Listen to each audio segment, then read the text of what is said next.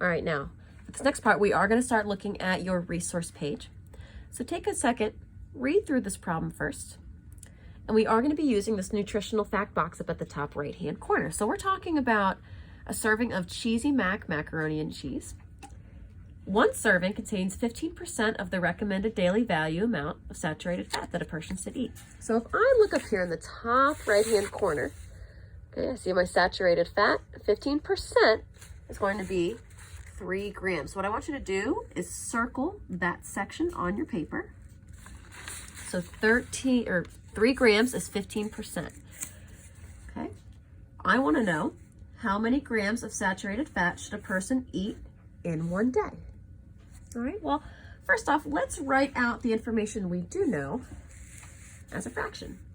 And now when we've talked about fractions like this before, we've used copy over original to talk about setting up a fraction.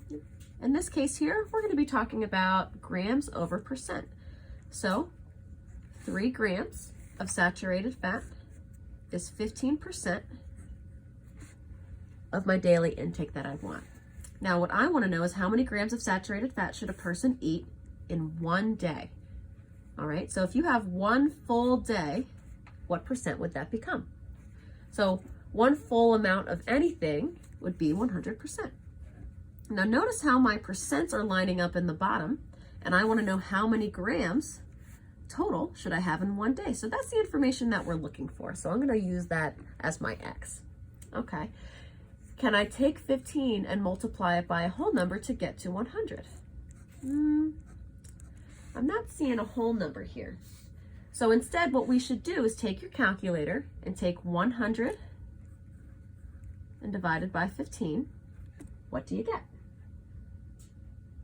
Well, when you plug that in, you should get 6.6 repeating. All right, so I'm going to plug that in here into my giant 1. Now, bummer about a calculator is I cannot type in a repeating decimal. I can put in as much space as it'll allow me, but if I were then to multiply 3 times 6.66666, it's not going to give me an exact answer. It'll give me something very close to the exact answer, but not completely.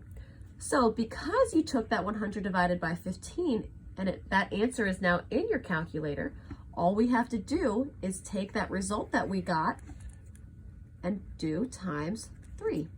When you do that, you should get a nice whole round answer of 20 grams. And this works for any problem, any setup. When you have the 2 numbers out front, you're going to take the denominator of the answer that we want and divide it by the other denominator. It's going to give you what we want for my giant 1. So that's one way we can talk